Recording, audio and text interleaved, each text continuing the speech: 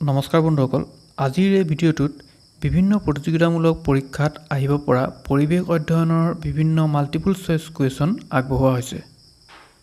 ইয়াৰ প্ৰথম প্ৰশ্নটো হৈছে the state bird of Assam is অসমৰ ৰাজ্যিক পক্ষী। চাৰিটা অপশ্যন দিয়া আছে: এছিয়ান কোয়েল, কুলি, ইণ্ডিয়ান পণ্ড হেৰন, কণামুচৰি, হোৱাইট উইংড উড ডাক, দেওহাঁহ, হাউচ স্পেৰো, ঘৰচিৰিকা। এই চাৰিটা শুদ্ধ উত্তৰ হ'ব চি, হোৱাইট উইং উড ডাক বা দেওহাঁহ। ইয়াৰ পিছৰ প্ৰশ্নটো লৈছোঁ, নতুনকৈ ঘোষণা কৰা অসমৰ ৰায়মনা ৰাষ্ট্ৰীয় উদ্যান কোন জিলাত আছে? চাৰিটা অপশ্যন আছে: ডিমা হাছাও, কোকৰাঝাৰ, দৰং, শোণিতপুৰ। ইয়াৰ ভিতৰত শুদ্ধ উত্তৰটো হ'ব বি, কোকৰাঝাৰ। 3 নম্বৰ প্ৰশ্নটো লৈছোঁ, the most abundant gas in the earth atmosphere is. কোনবিধ গেছ বায়ুমণ্ডলত আটাইতকৈ বেছিকৈ আছে? চাৰিটা অপশ্যন আছে: নাইট্ৰজেন, অক্সিজেন, হাইড্ৰজেন, মিথেন। ইয়াৰ ভিতৰত শুদ্ধ উত্তৰটো হ'ব এ, নাইট্ৰজেন।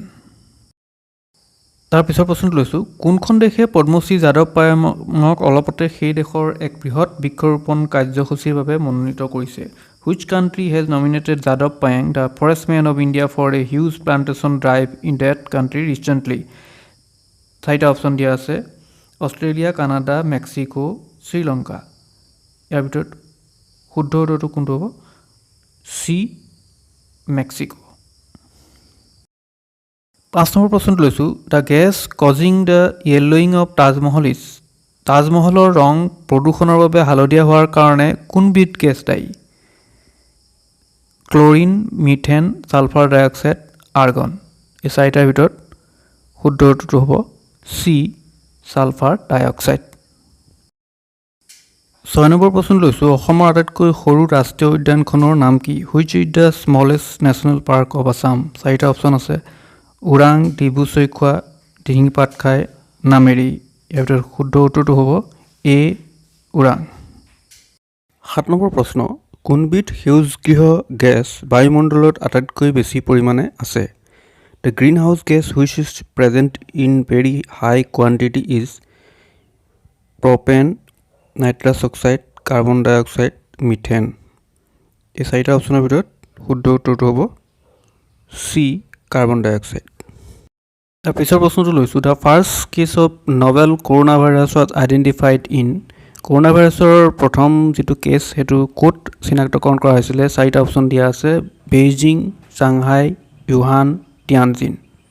ইয়াৰ শুদ্ধ উত্তৰটো হ'ব অপশ্যন চি, ইউহান, চীন দেশৰ ইউহান প্ৰদেশত এইটো প্ৰথমতে আইডেণ্টিফাই কৰা হৈছিলে। তাৰপিছৰ প্ৰশ্নটো লৈছোঁ, WHO অনুসৰি ভাৰতত চিনাক্ত কৰা কৰোণা ভাইৰাছৰ প্ৰজাতিৰ নতুনকৈ কি নাম দিয়া হৈছে? Corona virus variant identified in India is rename in new WHO system as. তাৰমানে WHOই ভাৰতত যিবিলাক কৰোণা ভাইৰাছৰ প্ৰজাতি চিনাক্ত কৰা হৈছে তেওঁলোকে নতুনকৈ এটা নাম দিছে, সেই নামটো কি? উত্তৰটো হ'ব অপশ্যন চি, ডেল্টা। তাৰপিছৰ প্ৰশ্নটো, which of the following diseases R related to corona virus? তলৰ কোনটো বেমাৰৰ নাম কৰোণা ভাইৰাছৰ লগত সম্পৰ্ক আছে?